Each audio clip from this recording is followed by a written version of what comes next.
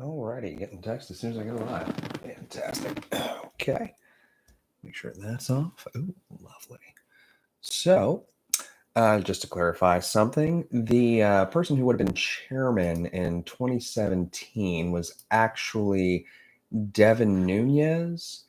And it appears that anyone who's filling a kind of more of just a procedural role, they're redacted because it really doesn't matter who's reading the script in that sense. So I'm just going to put this over here as a nice little reminder as to who's speaking.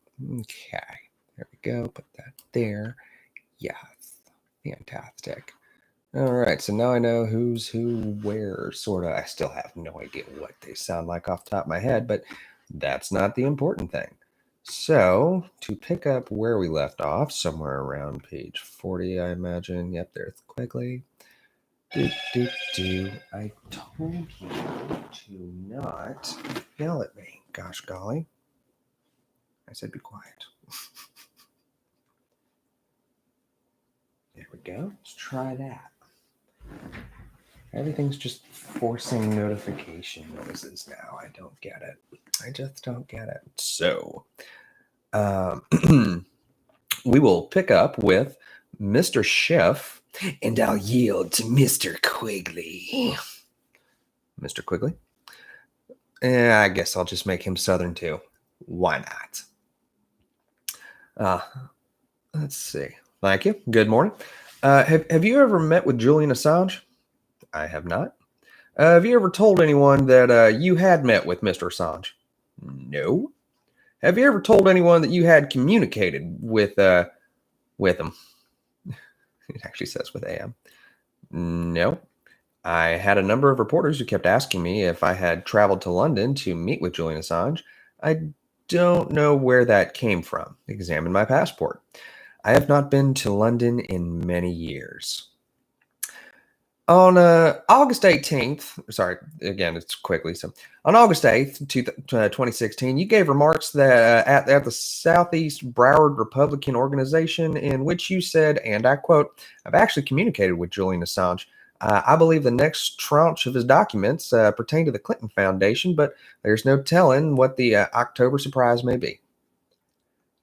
I did say that, but then later in that speech, and also in numerous interviews around that time, I clarified that by saying the communication I referred to is through a journalist who I asked to confirm what Assange has tweeted himself on July 21st, that he has the Clinton emails and that he will publish them, and that journalist confirms that for me.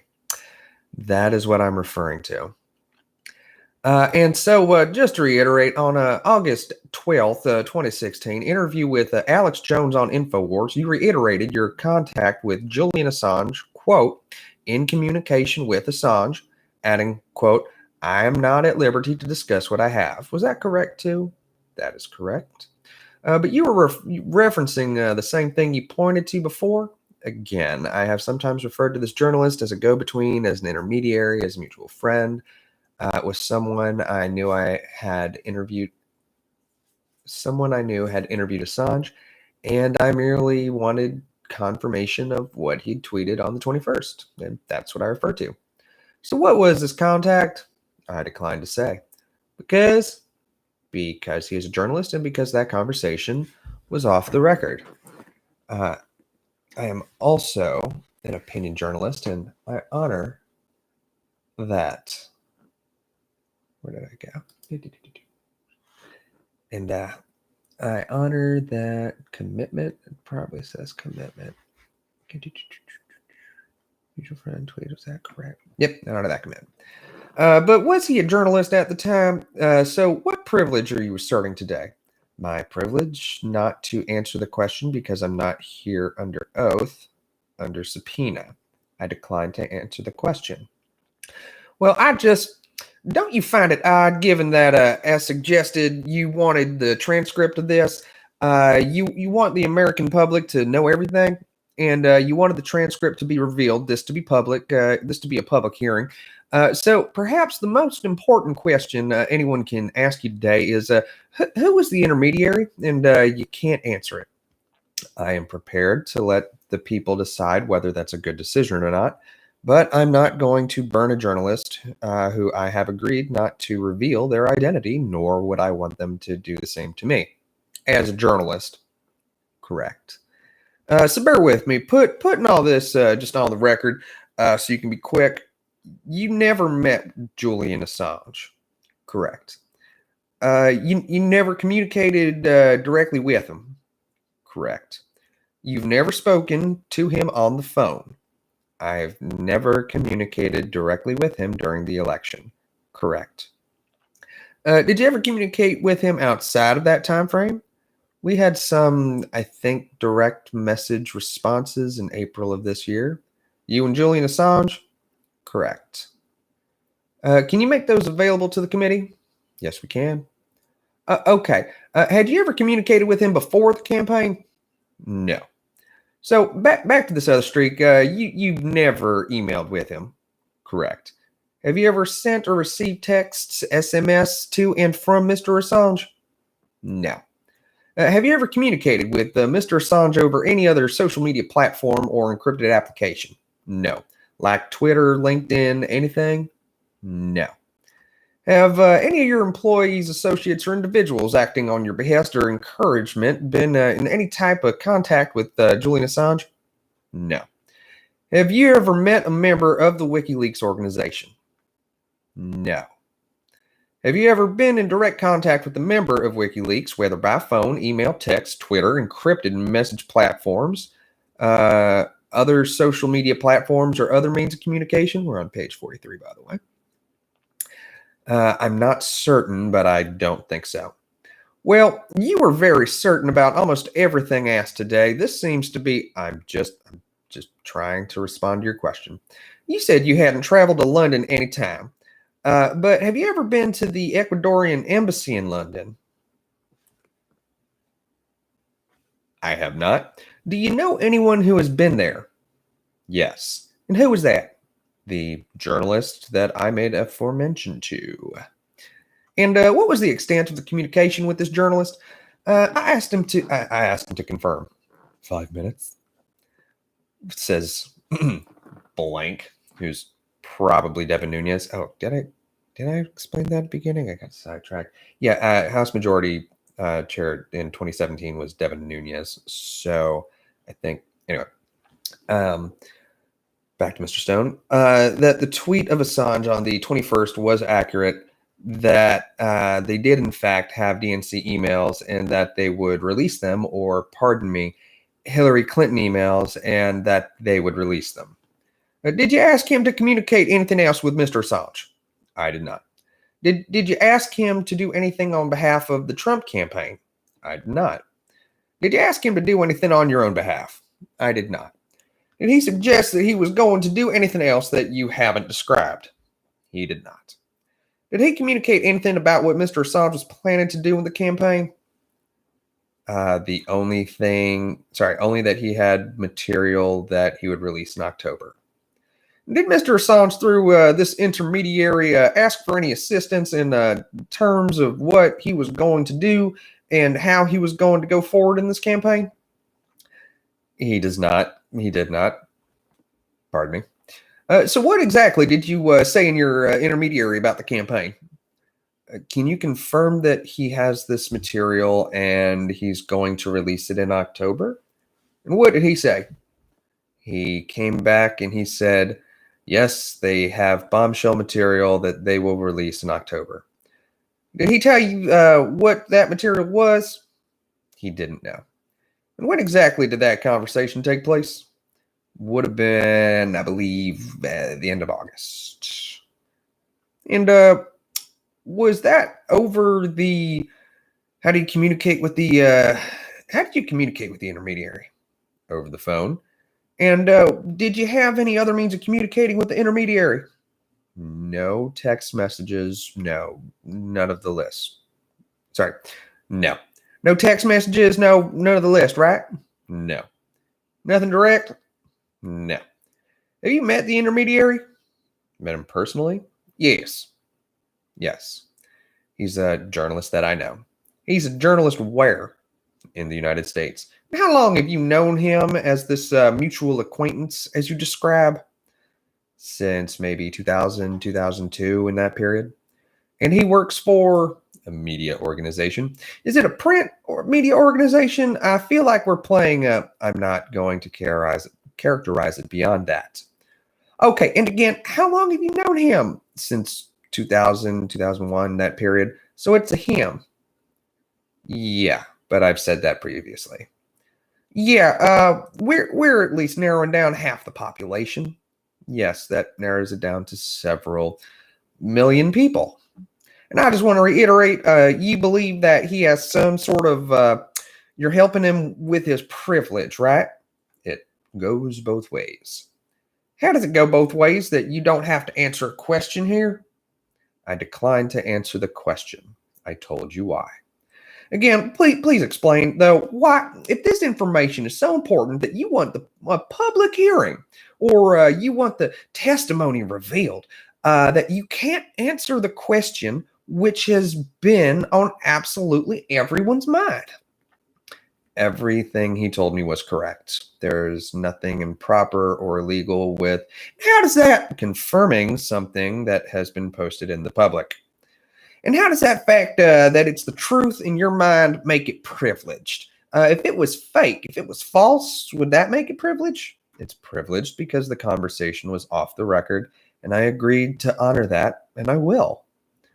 How does that fact that something was off the record in your role and what you were doing for the campaign? I was not doing anything for the campaign during this period. Well, you were helping the campaign. I have every right as an American citizen to support a candidate for president. I had no formal. So, what role were you taking? How does that legally allow you to not answer a question here under any basis in anything that you understand with the Constitution? I have been assured by my attorneys that I am not obligated to answer every question here today. I've tried to answer most of them. Uh, so you follow that. If you were subpoenaed and asked to name the intermediary, would you refuse to answer that question and risk contempt? I'd have to consider that. Would you plead the fifth? I'd have to consider that after consulting my attorneys. Is it your belief today, if you were under the, if I was asking you this today and you were under subpoena right now, I'm asking you, would you refuse and risk contempt?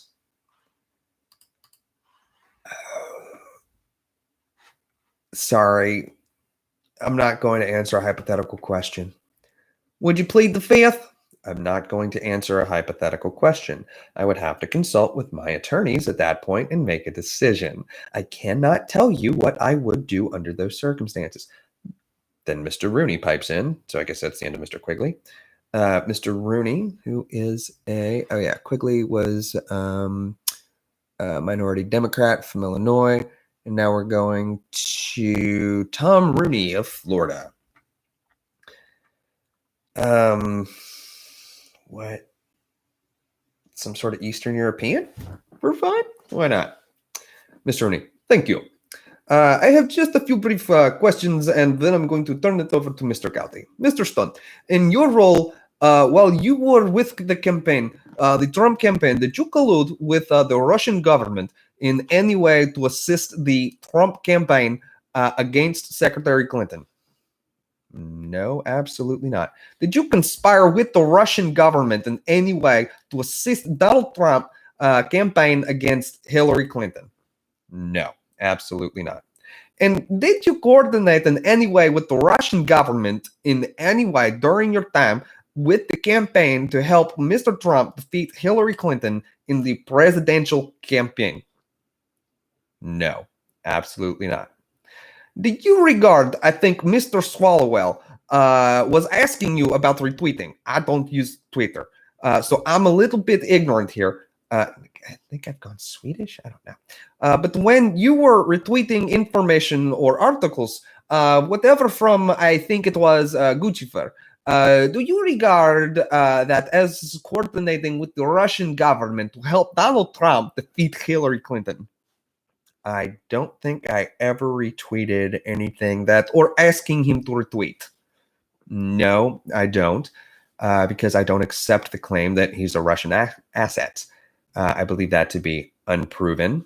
Still, again, as I said in my statement, just because our intelligence services, which I believe have been politicized, say something over and over again as a statement does not make it true.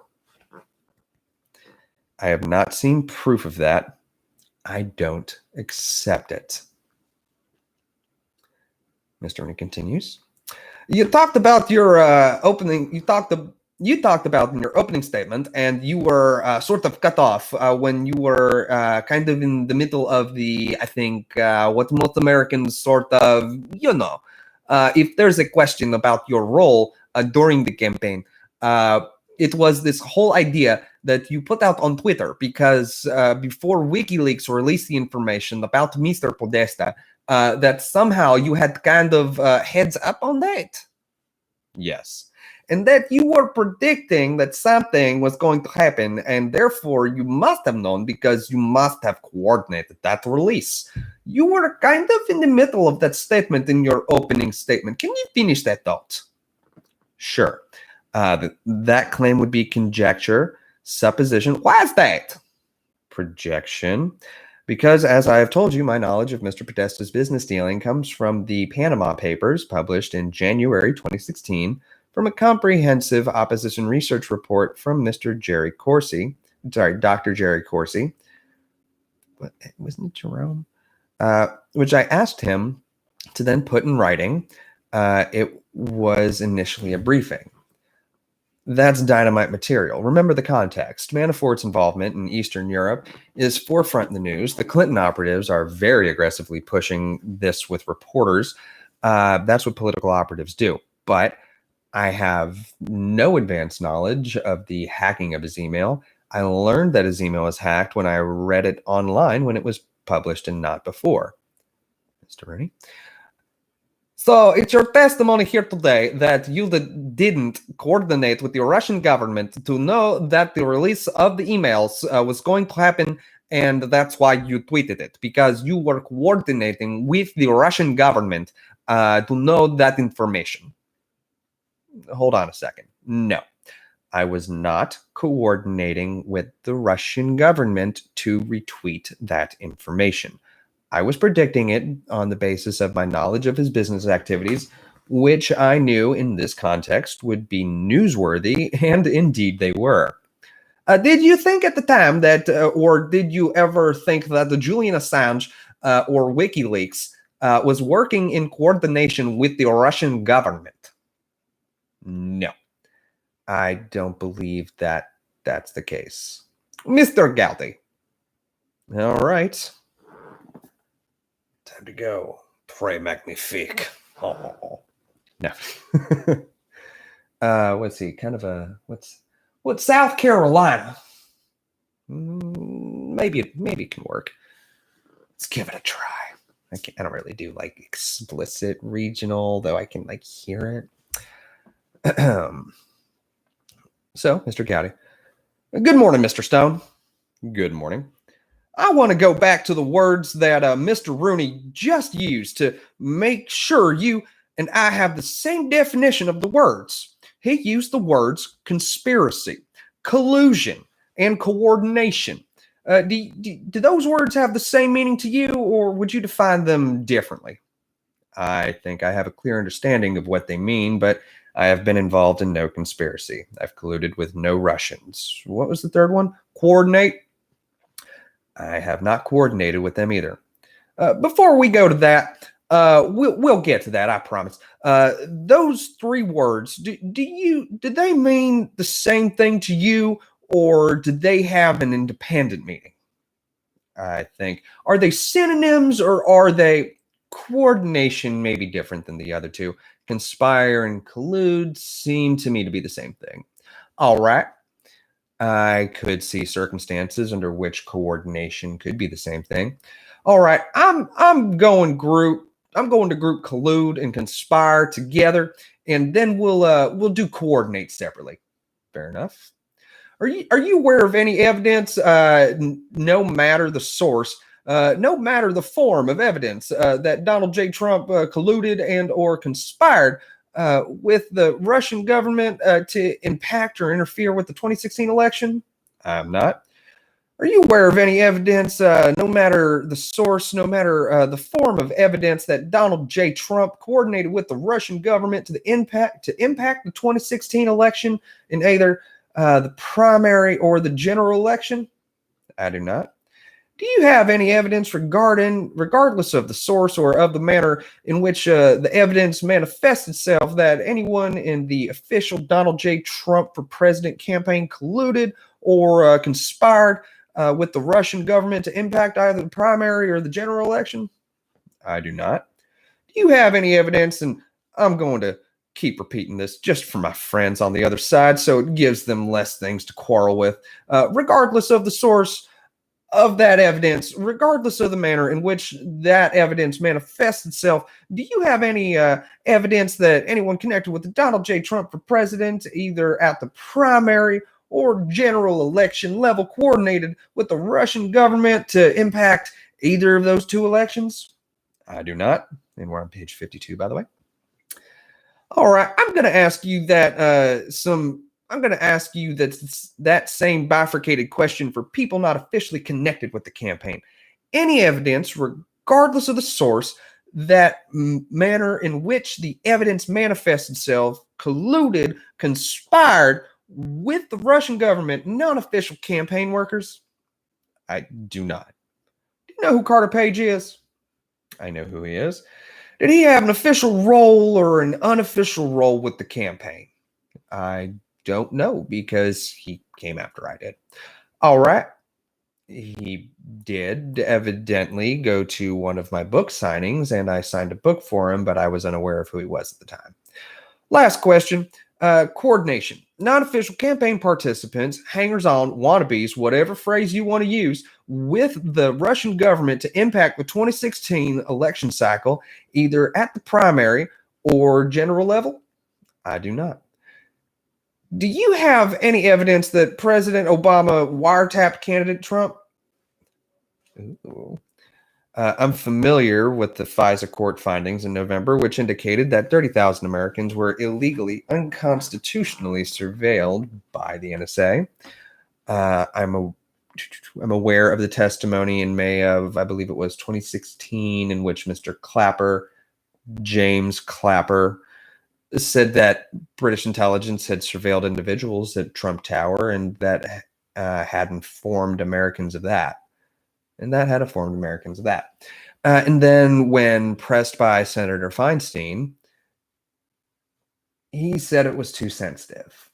He could not talk about it. Those led me to believe that it was a very real possibility. It is a very real possibility. All right. That was somewhat lengthy answer to a question that I don't think I asked, which was, do you have evidence that President Obama wiretapped candidate Trump? Direct evidence, no. All right. You used the word unlawfully obtained information about Americans. What caused you to use the word unlawfully? I've read the actual FISA court document. They said it was troubling and it violated the Fifth Amendment. This is a public document. Which FISA document are you referring to? In November of last year, shortly before the election, the FISA court admonished the NSA over a series of surveillances which entailed American citizens and foreign nationals. And in that document, they estimated that 1 out of every 20 surveillances had been improper, and that there were over 30,000 of them over the previous year. It was covered by Circa News, which is where I read the article, and then I subsequently was able to get the document because it's a public document. But you haven't read the application in support of any FISA warrants? No, I have not. Okay, I meant to start with this, but it's not too late. Our committee really is only looking at 4 things. You wouldn't necessarily be able to tell that from the questions you were asked this morning, but we're only looking at 4 things. What did the Russians do during the 2016 election cycle? With whom, if anyone, did they do it? What was the U.S. government's response to those Russian measures? And Then on the issue of unmaskings and leaks, those are the four pillars of our jurisdiction. With respect to pillar one, what did the Russians do? You said something in your statement that I'm going to have to take exception with. Uh, sorry, no, sorry. But I'm going to give you a chance to explain before I take exception with it. The mantra like repetition of the claim by your vaunted 17 intelligence agencies that the, in quotes, Russians colluded with the Trump campaign to affect the 2016 election, comma, does not make it so. I am not aware of any of our intelligence agencies that have actually alleged collusion between the Trump campaign and the Russians. I think Mr. Brennan has said that. Can you point me to where he said it or to what evidence he is relying on that there has been? Because I've been pretty precise in asking the witnesses the same questions I ask you. I could not do so today, but after some research, I think I could do so. Other than Brennan, who among the 17 has alleged, as your words did, the Russians colluded with the Trump campaign? I'm under the impression that several of them have done so. Perhaps it would have been better to say that the agencies have said that the Russians interfered with our election. I think that is accurate. Well, I'm not certain that that's accurate either, but no. I think it's accurate to say that. Yes.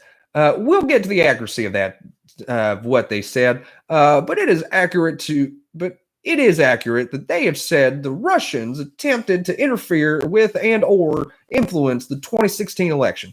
I don't think it's accurate that the 17 intelligence agencies have alleged collusion between the Trump campaign and the Russians. If you have evidence that I do not have, this would be a great time to share it because we have to write a report on this very point. I would have to go back and examine a number of leaks that only have come from the intelligence agencies because of the nature of the information, but that's where I get that impression. All right, you take exception to the conclusion of the intelligence agencies that the Russians attempted to interfere with the 2016 election. I have yet to see that evidence. I've seen the claim. Give me a general sense of evidence that would convince you that the Russians attempted to interfere with our 2016 election process. Some proof that would hold up in a court of law, other than just the claim, the flat statement that this happened. That's not sufficient for me. You know what is sufficient? Coffee.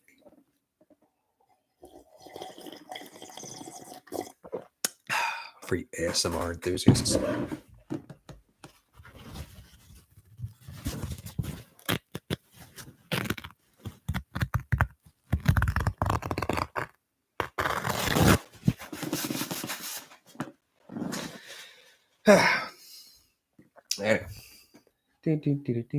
Where was I?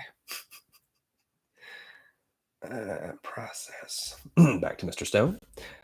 Back to Mr. Gaddy. When you say proof that would hold up in a court of law, what proof beyond a reasonable doubt? You want proof beyond a reasonable doubt?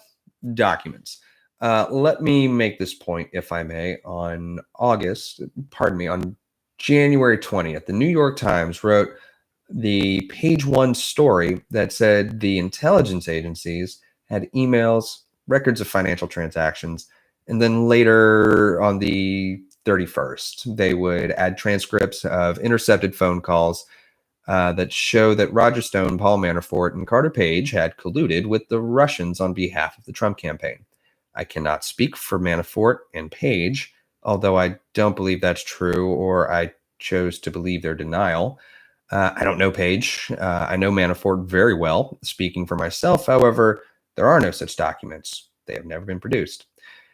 Would you agree with me that the New York Times would not be one of our 17 intelligence agencies? No, but the source that they cite are, or quote, are an intelligence agency. But you're assuming things. And you mentioned the court of law. There's a reason that we don't allow newspaper articles in a court of law because you can't cross-examine the source. You can cross-examine. You can't even cross-examine whether or not there even really was a source, which is why no court anywhere in the country is a newspaper article allowed as evidence. I only, again, cite New York Times as saying that intelligence agencies had this material. Joys of the mustache. But you will agree with me that newspaper articles aren't evidence. There's a reason they're not used as evidence, and the New York Times is not one of our 17 intelligence agencies. Oh, wait, did I skip saying that intelligence agencies had material in that case? I know. Sorry. They're indicative of leaks, however. They could be, in this case, assuming arguendo. Nice. Assuming arguendo that there really was a source for that article. Yes, they could be. Yes, that's the point I'm making. And the only way that we would know that would be to identify the source and then be able to cross-examine that source. Agree? Yes. All right, which brings me back to your source with Julian Assange. Yes. We need to be able to examine that source. That source had direct contact with Julian Assange. Well, there's an assumption there. The source came back and confirmed. Now, whether he confirmed with Assange himself or whether he confirmed with someone in Assange's entourage, I don't know. Assange himself has denied this, for the record. So we have a division of perspective, and if for whatever other shortcomings congressional committees may have, and I don't minimize them, there are members that would like to write a report that is reflective of the facts. And the only way we can do that is to have witnesses like yourself be willing to come in here and answer questions and withstand examination and cross-examination. And that is the single best way to elucidate the truth is to ask someone directly. Give them a chance. No, he's delivered more. Give him a chance. That might have been too much, Jimmy Carter. And I'm going to give you a chance in just a minute to respond to allegations that have been made against you. That is the best system we have for elucidating the truth. But if I cannot examine a witness or a source, then I am denied that information. So with respect to the journalist, and I think you referred to him as an intermediary, a go-between, a mutual friend, is there a legal privilege that you are citing for not producing the name of that intermediary go-between mutual friend? No. It is a journalistic privilege that I'm asserting. Now, if he released me, I would be more than happy to tell you his name. Have you asked? No, actually I have not. Will you ask? Yes. Can you lay the politics aside to the extent that you can in this environment? Yes, it would be much better for everybody, including me, if I could tell you his name. It would be better for you, but it would also be better if you put your finger on the right word. Everyone. I think they left out a 4. Yes.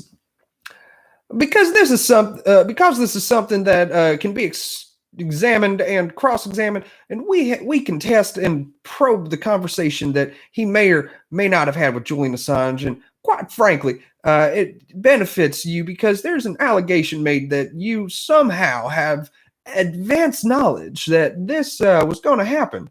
In fact, there's more than that. There's allegation that you colluded, conspired, and coordinated with it, all of which I have denied.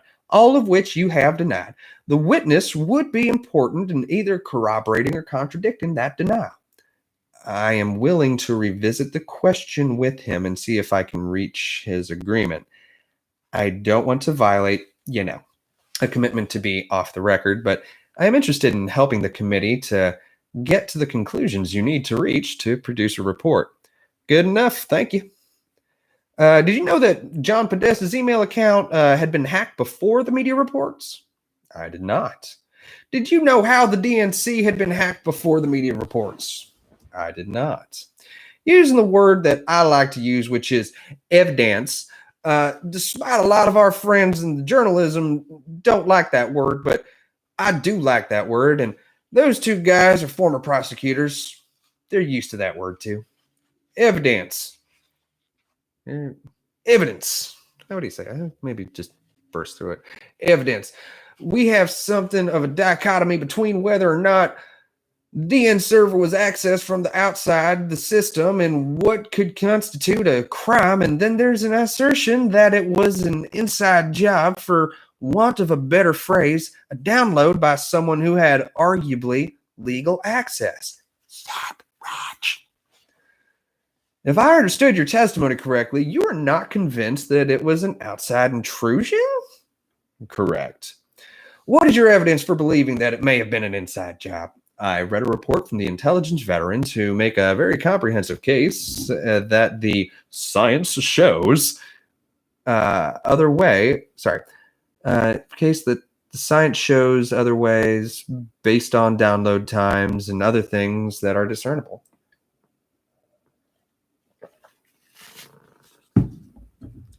With all due respect, I would suggest you ask William Binney, Bill Binney for the win, and Ray McGovern to come before the committee and explain why they believe it. They know far more about this technically than I do. But they would be expert witnesses as opposed to fact witnesses. I'm not an attorney, so I couldn't address your question, but I think they are knowledgeable on this issue based on the report I read. And Gotti would already know exactly who Bill Binney is. Are you in possession of any facts that preponderate towards the inside download as opposed to an outside intrusion? If you don't consider their report a fact, the answer would be no. All I've done is read the report. Well, again, this is why people hate lawyers, but other than your two, I consider that to be the report of an expert who doesn't have, well, they may be relying on certain facts presented to them, but the only way we can know for sure is to cross-examine them on what factual basis for their report was. Yes. Well, that would be a good idea. I also, when I was sued in the District of Columbia by a group of lawyers who formerly represented President Obama, they filed suit against me and against the Trump campaign, a suit that is still pending, which we have moved for dismissal. I provided the expert testimony of Dr. Virgil Griffith, who is an expert in this area, and he opined, based on his research, that his belief that there was no outside hacking, and this was, as you put it, an inside job. So in that case, I decided to go get my own expert and try to determine what he thought. Let's assume, for the sake of argument only, just for the sake of argument, that there are facts supporting an inside download. How did the information make it into the public domain?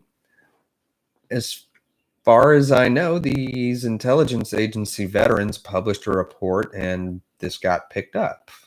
No, I mean, how did the underlying data on the DNC server or Podesta's email server, how did that make it in the public domain? I'm not sure I understand your question. You're saying that there may be evidence it was an inside job? Yes. All right, that gets this information in the hands of someone who arguably is not supposed to have it. How does it become public? Through their report. Mr. Smith pops in. What he's asking you is, if somebody took it out of the DNC, how did it get disseminated from there? Mr. Stone. Oh, well, Craig Murray, who's a British diplomat. Is that what you asked? Is that correct? Craig Murray, who is a British diplomat of some distinction, has said that he received it from an intermediary in a thumb drive format and gave it to WikiLeaks. So Seth Rich gave it to Craig Murray? Okay. Now we would just have to corroborate that Craig Murray was even in DC back then, or was it a poison pill from the get-go? Anyway, back to it. Craig Murray, give it to, sorry, Mr. Gowdy. Craig Murray, Mr. Stone again, Craig Murray. And I admit you won't find it in the New York Times, but you'll find it all over the European press. I think you read the New York Times. I think you read the New York Times more than I do, so I'm going to have to take your word for that. What can I say? Do you know whether Paul Manafort had any communications with the Russian government during the 2016 presidential campaign, either the primary or the general election? I do not know. Of my firsthand knowledge, having known him since we were kids, he's a boyhood friend of mine. I believe him when he says he did not. Same question, Michael Flynn. Do you know whether Michael Flynn had communications with? I would not. I don't know. I've never met General Flynn. I don't know him. Do you know of any efforts or have any knowledge, information, regardless of the source, whether it's hearsay or direct, of efforts by the Trump campaign to coordinate with Russia in the sphere of social media? I do not. Same predicate, the planning of fake news stories that are demonstrably false by coordination, collusion between the Trump campaign and the Russian government? I do not. All right. How about real news stories? I do not. All right, and your opening statement, if I have it right on the first page, members of the committee have made irresponsible, indisputably, and provably false statements. I presume you meant about you? Yes. What are some of those provably false statements? I said I would give you a chance to do that, and I am. Thank you.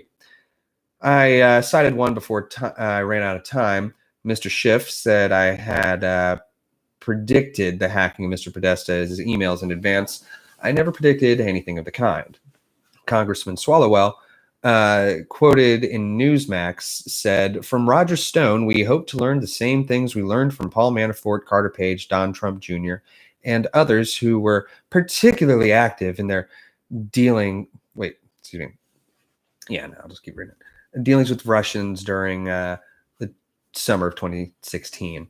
Other than the Guccifer exchange, and even there I dispute he is a Russian asset, there are no other Russian activities on my part in the area in the period of summer of 2016. Or Congresswoman Spire, who says to MSNBC on May 19th, 2017, I believe that Michael Caputo is part of this cabal, including Roger Stone, Paul Manafort, and others who had business relationships with Russia. I have never had any business relationship with Russia. I have never had any Russian clients. I've never visited Russia. I don't know any Russians. I've never worked for any Russian companies. I've never worked for anyone I thought might be fronting for the Russians. It's an unfair charge." Back to Mr. Gowdy. All right. The last two things I have for you, and they're things I think you have at least tacitly, if not otherwise, agreed to help us with. And again, let me say up front, having come from the other system of having come from another system of inquisition, I understand the frustration with the congressional committees, and I understand the fact that a lot of it appears to be politicized. At the end of this process, I would like a report to be written that is reflective of facts and facts alone. No allegations that are unsubstantiated, no quadruple hearsay citing New York Times articles, facts from real live witnesses. There are two things you said in your statement that I would like you to revisit at some point with your attorneys. Number one is I'm all for providing scrutiny in the intelligence agencies. They've been clear they do not believe Russia attempted to interfere and influence the 2016 elections. I'm not aware of any of the 17 intelligence agencies that have alluded or provided any evidentiary basis for the conclusion that it was done in collusion with the Trump campaign. So in fairness to the 17 agencies, in fairness to the Trump campaign, and we are now on page 65, in fairness to just the truth, if there are intelligence agencies that have drawn that link, I would like to know. Mr. Stone. Well, I did include in my response to you the leaks, which I think would prove that. Other than that, I'm prepared to go back and re-examine it, certainly. Well, thank you. Because I would say the leaks may be evidence to something else, but it would not be evidence of collusion. Nobody dislikes the leaks more than I do, but I'm not sure that shows the 17 intelligence agencies believe there was collusion. There may be other explanations for the leaks. Well, it would show that someone in the intelligence agency was leaking in violation of the law. Assuming arguendo that it was an intelligence agency that provided the information to the reporter, which gets back to my last point, which is the indispensability of interviewing the original source. Well, yes. And if you're willing to go back and ask your intermediary go between, yes, that would be helpful. Yes, I will do that. And with that, I go back to my chairman. And then Mr. Rooney, as part of that, Mr. Rooney, what was his, who was I doing Rooney as? Oh, yeah, the Russian thing. As part of that, you know that Mr. Galdi was alluding to with our report. Could you accept the possibility that the 17 intelligence agencies, as you stated, have seen no evidence of collusion, conspiracy, or coordination with the Russian government and the Trump campaign, as you have stated, personally, for yourself personally, at the same time also believing that the Russian government was trying to influence or interrupt the election? Do you think that both of these things could possibly happen at the same time? Yes, that's possible. You stated that you have never been to Russia and you don't have any Russian contacts during your time on the campaign. Wait, what did he say that he's giving it back to the chair? Hold on one sec. Go back to my chairman. Could Bernie be the chairman? But 115 and 114 were both Nunez. I guess it's whatever. Where was I? With the Russian, do you think both is possible? You said that you see no evidence. Yeah. Where was I? Yes, that's possible. You stated you have never had been to Russia and you didn't have Russian contacts during your time on the campaign. Is that correct? That is correct. And you stated, or I don't know if you stated this, but did you meet with any Russian officials? I did not. So while you are affiliated with the Russian while you are affiliated with the campaign or otherwise? Correct. Okay. I'd like to go into the whole 30,000 violations that the NSA committed according to something you stated as the chairman of the subcommittee on the NSA, but I will leave that for another time. Mr. Stewart. From Chris Stewart from Utah. Who is actually written as Mr. Stewart of Utah. That's awesome. How much time do we have? Sorry. Mormons. What's that? How would I even get into a Mormon accent? Gotta be a fun line. And I believe that in 1974 God changed his mind about. No, that's not it. Hello, my name is Elder Grant, and I would like to share with you the most amazing book. There we go. So all smiles. How much time do we have? We have about 15, 16 minutes. And I'm guessing he said, how much time do we have, Devin? And Mr. Nunez said, we have about 15, 16 minutes. Mr. Stewart of Utah. Okay, I certainly won't take that. Just a few minutes. Mr. Stone, you mentioned the Panama Papers release of information, I believe in January of 2016. Uh-huh. Can you help me understand why that was relevant to this investigation? Why that information was important to you? Just all grins. Just imagine I have a bike behind me and a slimline little tie. Elder Taio. Can you help me understand why that was relevant to this investigation? Why that information was important to you? Because they reported extensively on John Podesta's business dealings in Russia, specifically his involvement in a uranium-1 deal, or more precisely, his brother's involvement in the uranium-1 deal, his involvement in a bank deal, this involvement with Gazprom. Uranium-1, don't forget, we sold our uranium. It would go through, I think, Canada and then out to the Ukraine to be dispersed, something like that. And Mueller personally handed the paperwork over to Putin. So they were both just watching it from the tippy top. Sounds familiar. Back to Mr. Stewart of Utah. He's all smiles. And beyond that, can you characterize what you learned earlier from the briefing that you requested or you asked to be memorialized in writing? Can you characterize the content of that beyond what you've said so far? I thought we had attached the memo as an exhibit. We did. There's an exhibit that goes through, which is dated August 31 from Dr. Jerome Corsi to me, going over various business dealings in Russia with entities and individuals who are close to the Putin government. Okay. And just so I understand, the point of that being is you felt that it was relevant because there were accusations made against you and other members of the campaign, either formally or informally, either formally or informal members, and that there wasn't the same interests in what you felt were also relationships with Secretary Clinton's campaigns. Is that true, or am I misreading that? Well, it was not that there were allegations made against me.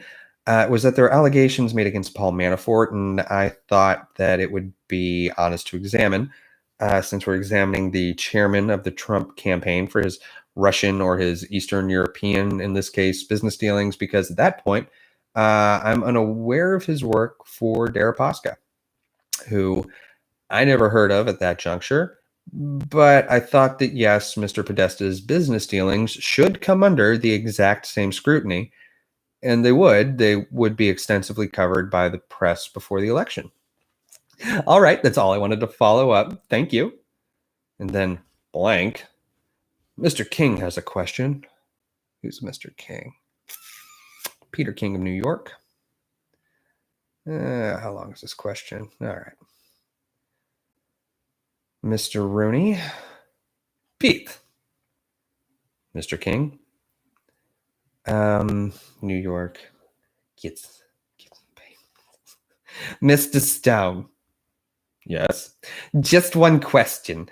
It's been asked if there's been any evidence of collusion, cooperation, or coordination between the Trump campaign and the Russians in your meetings with President-elect Trump, with President-elect candidate Trump at the time, or any of his top people. Was there ever any mention of Russia at all, as far as the possible help from Russia, possible interference, anything else?